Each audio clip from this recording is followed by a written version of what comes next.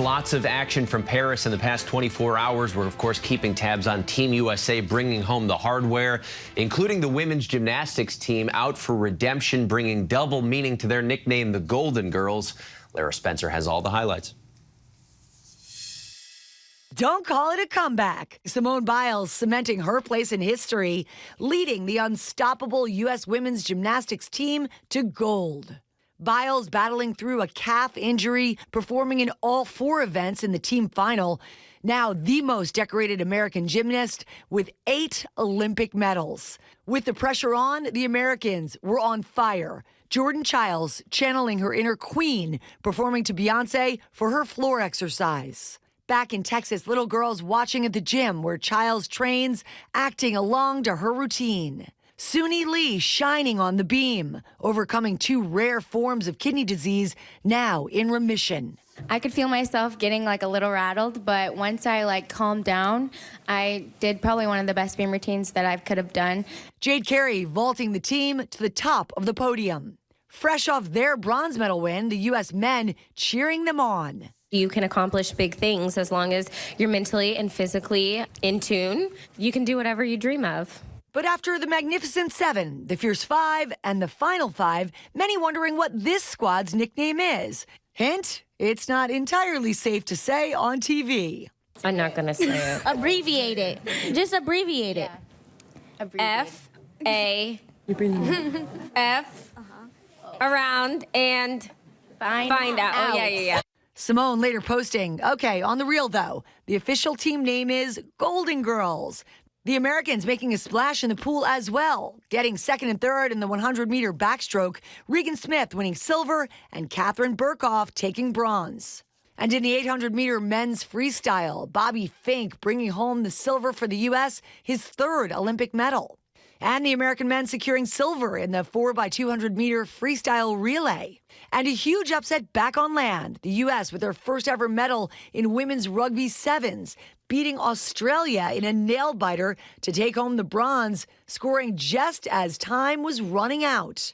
And a big day for the U.S. men's soccer team, advancing to the knockout stage for the first time since 2000. 21-year-old Kevin Paredes scoring 2 goals against Guinea for the red, white, and blue. Yeah, it's a really great feeling for all of us to be able to be a part of it and, score today and help the team win, help the country win. I think that's so special. Lara Spencer for us. Lara, thank you. And for more from Paris, let's bring in ABC contributor and USA Today columnist Christine Brennan. Christine, always nice to talk to you. Let's start with that women's gymnastics team. So you have 4 of the 5 athletes on the team returning from Tokyo. 3 years ago, they are well into their 20s, which is hysterical to act like they're senior citizens, with Simone Biles being 27. But in past Olympics, we saw mostly teenagers competing in single Olympics and then retire when they're pretty young. So what does this mean for gymnastics, for these women, for America? Really just your takeaways from this women's gymnastics team. You know, Trevor, this is really a cultural change in America. You know, we have had the conversations about eating disorders. Of course, the horrors of the Larry Nassar sexual assault and sexual abuse scandal. Hundreds of these gymnasts, including Simone Biles, are survivors of that. There's been so much conversation, not just about gymnastics, gymnasts themselves, but about American young women and how we are looking at them and how they are dealing with their bodies and body image, that this team encapsulates that. In other words, the conversation, as you just mentioned, older, wiser. They are, again, Simone, a survivor of sexual abuse. All of these things are rolled into one, and I think this is what makes them such amazing representatives of their generation, and obviously the greatest of all time. And for Simone to come back after what happened 3 years ago with the Twisties, a remarkable performance by her. She, of course, is the greatest of all time, but this team, I think, really is the greatest gymnastics team the United States has ever brought to the Olympic Games. I mean, there's a case to be made that Simone Biles is the most impressive athlete in any sport in history. Oh, without a doubt. Yeah. I mean, again, for the longevity, going back to Rio, 8 years, and then so much of what she's dealt with and how she's handled it and come through like a champ. And of course, she is the champion, right. A gold medalist, and we'll see how she does later in the competition. Yeah, and still so dominant and just different when you watch her. We did see that thrilling win for the U.S. women's rugby team in the bronze medal match, Christine. A lot of these athletes, it's really interesting to watch them share their Olympic experiences on social media.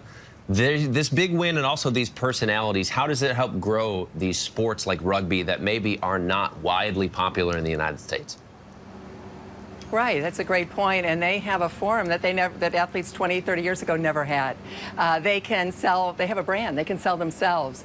And that's so important for some of these sports. Again, the women's rugby story is fantastic, but it's so important for them because once the Olympics end, basically the stage is gone, except for the fact now that they do have the opportunity with social media to carry on that story. And that rugby story is fantastic.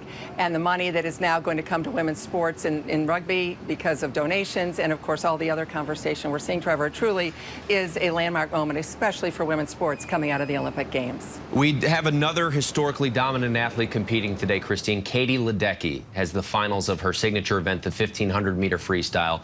She took bronze in the 400-meter earlier this week. How about at this distance, though? Is anybody going to be able to keep up with her? I don't think so. Let's say this. If for some reason Katie doesn't win, and she's going to win, if she doesn't, it would be probably the biggest upset in the Olympics since the U.S. beat the Russians in hockey, the Soviets back in 1980. I mean, Katie is so dominant and so good. The longer the race goes, the better she is. This is the mile, the metric mile. It does go on for a while, but it is so much fun to watch Katie just move out ahead. And I think many people remember the pictures and going back to Rio and Tokyo, where it's Katie, and then it looks like no one else is in the pool because she's so far ahead of everyone else. So certainly Katie, a great role model, the greatest of all time in terms of a female swimmer in the world. And I think she will shine tonight in the pool. Been really fun Olympics so far. All right, Christine Brennan, thank you so much. And we're looking forward to the events today. Meantime, something that a lot of people have been paying attention to is Stephen Netarasic, who has been called the Clark Kent of the Summer Games. He's the high-flying champion on the pommel horse. He helped his team win the first medal for USA men's gymnastics in 16 years. You could also call him Superman with the Rubik's Cube because Netarasic can solve the puzzle in less than 10 seconds. You're watching him do it right there. Doing it in 15 seconds or at 14.45. So slow for him. The gymnast has also solved what's said to be the world's hardest killer Sudoku puzzle. Took him 45 hours, but it put him on the short list of people to ever complete it, while also being world-class in the pommel horse as well.